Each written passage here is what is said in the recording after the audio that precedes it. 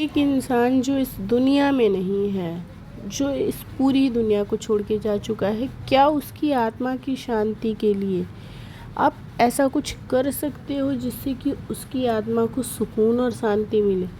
वो इंसान जिसकी बीवी बच्चे आज बेघर हुए पड़े हैं, एक अपना घर एक अपनी दुनिया होते हुए भी वो बेघर हुए पड़े हैं, उन्हें वो छत नसीब नहीं है जिस छत के वो हकदार थे। तो उनकी आत्मा की शांति के लिए क्या आप कुछ भी करके क्या आप उनकी आत्मा को वो सुकून वो शांति दिला सकते हो, जिससे वो जिस दुनिया में है वहाँ निश्चिंत हो सके और आराम से रह सके कि चलो अब हमारा परिवार सुखी है। Hello everyone, welcome back to my channel reaction with Pooja, और मैं हूँ पूजा। तो फ्रेंड्स, 2 दिन मेरी वीडियो नहीं पड़ी थी, आज ये मेरी वीडियो है। कल जब मैंने आरू को ये बोलते हुए सुना ना कि पापा आ जाओ, पापा हम केक काटेंगे, पापा आओ, तो कोई बेदर्द इंसान ही होगा जो इतनी छोटी सी प्यारी सी बच्ची के वो शब्द सुन के उसके कलेजे में ना एक टीस सी नहीं उठी हुई होगी, एक दर्द नहीं हुआ होगा। बहुत तकलीफ़ हुई उस बच्ची ने जब अपने मतलब आज की डेट में भी उस बच्चे को ये लगता है कि शायद मेरे पापा कहीं हैं, शायद वो कहीं से तो आएंगे, वो कहीं चले गए हैं। उसे ये नहीं पता कि इस दुनिया के बाहर जो दुनिया है जहाँ लोग चले जाते हैं वहाँ से वो कभी वापस नहीं आते। जो भगवान का घर है वहाँ से लोग कभी वापस नहीं आते। इस चीज़ को अभी वो छोटी सी बच्ची नहीं समझ पाई है, और इसी वजह से वो अपने पापा को उनके बर्थडे के दिन बुला रही थी, पापा आओ। अब इस पे भी सपना को हेट करने वाले बहुत सारी बातें कह सकते हैं कि वो अपनी बिटिया को सिखाती है, वो सिखाती है बच्चों को, वो बच्चों को यूज़ करना जानती है, ठीक है। तो जिन्हें जो कहना है उन्हें वो कहने से आप रोक नहीं सकते, बट जिन्हें जो करना है अगर वो चीज़ें नहीं कर पा रहे हैं ना, तो आप एक बार को बता ज़रूर सकते हो, उस पर अपनी राय ज़रूर दे सकते हो। जैसे कि अंकल जी, आंटी जी, छोटी जीजी और पड़ोसी भाई इस फैमिली में चाहे जितने भी मेंबर्स हों, इस पड़ोसी का रोल मुझे बहुत अटपटा सा लगता है। उसे हर एक चीज़ में बहुत बड़ बोलापन चाहिए, उसे हर एक चीज़ में आगे आगे रहना है, जैसे ये उसकी खुद की फैमिली हो, या फिर इस फैमिली पे वो अपना खुद का पूरा अधिकार रखता हो। उस तरीके से इस परिवार की बहू आती है, नाराज़ बहू, चलो हम एक ये भी क्वेट लगा देते हैं कि एक नाराज़ बहू जो अपने परिवार को छोड़ के चली गई थी कुछ दिनों के लिए, वो परिवार से मिलने आती है। इस पड़ोसी को पूरी चुल मच जाती है। क्यों? नाराज़गी और चुल उस छोटी जीजी को भी नहीं मची, उन्होंने भी ऐसा कुछ भी नहीं बोला, कुछ भी नहीं दिखाया कि वो क्यों आई। हाँ, सपना के आने के बाद उनके चेहरे के रंग ज़रूर उड़े हुए थे। शायद उन्हें ये लग रहा था कि यहाँ जो मैंने अपनी पकड़ बना ली है, जो मेरी ग्रिप बनी हुई है, वो शायद अब छूट जाएगी अगर ये यहाँ आती रही और इनका दिल इसी तरीके से पिघलता रहा। सास ससुर का जो दिल है वो इसी तरीके से पिघलता रहा, तो शायद मेरी दाल यहाँ नहीं गले या मेरा सिक्का यहाँ नहीं चले, ऐसा कुछ हो सकता है। चीज़ें इसके विपरीत भी हो सकती हैं। अब हम बात करते हैं कि एक तरफ ना सपना ने अपनी सिर्फ़ और सिर्फ पुरानी यादों को ताज़ा किया, पुरानी यादों को शेयर किया कि शायद ये पल आज भी होता। जब मेरी बच्ची छोटी थी और उसने अपने पापा के साथ उनका बर्थडे मनाया था, वो टाइम वो सीन सारा रिक्रिएट हो जाता तो कितना ही अच्छा होता। लेकिन सपना को ये बहुत अच्छे से पता है कि अब ऐसा कुछ हो ही नहीं सकता। अब समझाने की ज़रूरत उस बच्ची को है, और बच्चे भी जैसे जैसे बड़े होंगे उनमें समझ डेवलप होती है और वो खुद ब खुद सारी चीज़ें समझ जाएगी। इस एज में अगर उसके अंदर ये भ्रम है कि उसके पापा कहीं हैं, तो उसे इस उम्मीद पे ही जीने दो, ठीक है। लेकिन उसके पापा जहाँ भी हैं वहाँ से ये देख रहे हैं कि उनके बीवी बच्चे किस हाल में हैं। अब आप बताओ कि उस इंसान को आप उसके जन्मदिन के दिन खुश करने के लिए गरीबों में आप खाना बांट रहे हो, ये देख के तो उस इंसान को खुशी होगी। लेकिन वो जो 2 बच्चे जो उसकी निशानियां हैं, वो औरत, जिस औरत को उसने अपने दिलो जान से ज़्यादा प्यार किया, जिसके खूबसूरत भविष्य के लिए उसने सब कुछ किया। ये जो गार्डन आप देख रहे हैं, ये गार्डन भी उन्होंने सपना के लिए लगाया। इसमें एक एक पेड़ उसकी पसंद को ध्यान में रख के लगाया कि फालसे तुझे पसंद है ना, मैं तेरे लिए फालसे लगा देता हूँ। ये इमोशन है ना।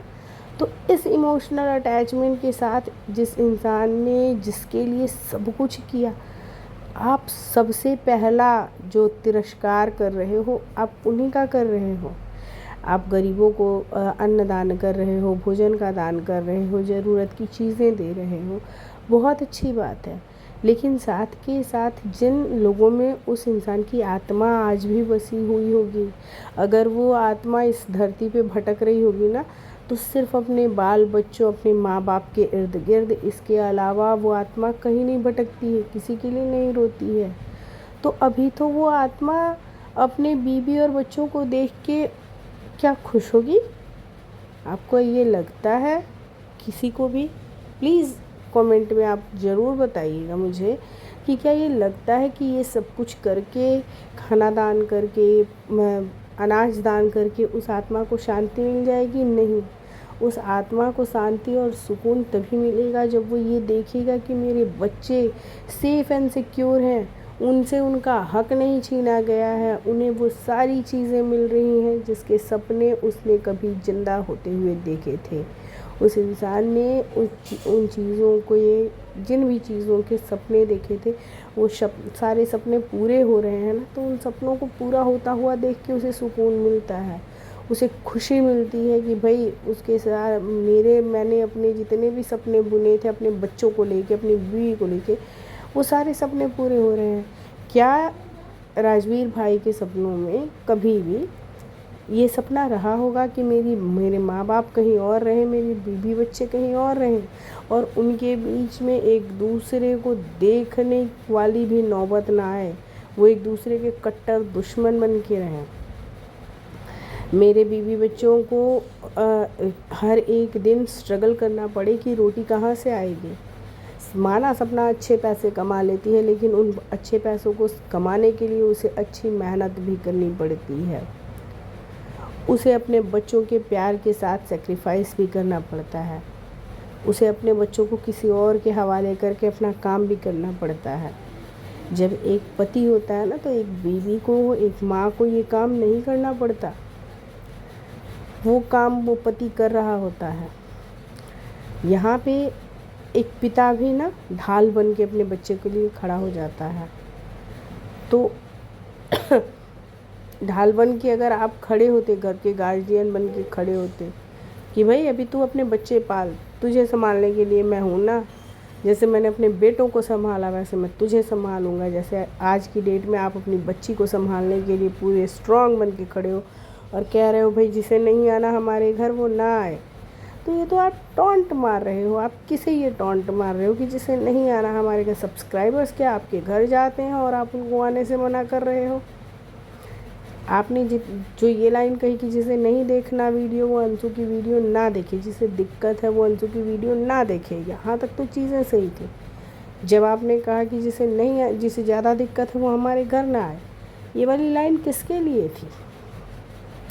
और अब बेटे के बर्थडे पे या बेटे के पुण्यतिथि पे किसी भी समय पे आप लाख गरीबों को अन्न दान कर लो, वस्त्र दान कर लो, जो भी दान करना है वो कर लो। यकीन मान के देखिए, उस आत्मा को वो सुकून, वो संतुष्टि नहीं मिलेगी जो सुकून और संतुष्टि उसे अपने बीवी बच्चों को खुशहाल स्थिति में देख के मिलेगी। और आज की डेट में वो औरत अपने बच्चों को लेके स्ट्रगल कर रही है, वो खुशहाल नहीं है। उस औरत को हर एक पल ये डर ज़रूर सता रहा होगा कि मेरे बच्चों के मुंह का निवाला किसी और को ना दे दिया जाए, मेरे बच्चों का हक किसी और को ना दे दिया जाए। और जब वो जिंदा है ना, तो आप तो एक साइड की चीज़ें देख पा रहे हो, आप एक साइड की चीज़ें समझ पा रहे हो। जो लोग मर जाते हैं ना, वो ऊपर से तो सारी चीज़ें देख रहे हैं, दोनों तरफ की चीज़ें देख रहे हैं, सबकी गलतियाँ देख रहे हैं, उन्हें सब पता है। अब समझो ऐसे में उनको कितना सुकून और कितनी संतुष्टि मिल पाती होगी ये देखते हुए भी कि सब कुछ करके भी ये सिर्फ स्ट्रगल ही कर रही है और बुरी बन रही है। ये अपने बच्चों को वो हक नहीं दिलवा पा रही है जो हक हमारे होते हुए कोई तीसरा ले ही नहीं सकता था।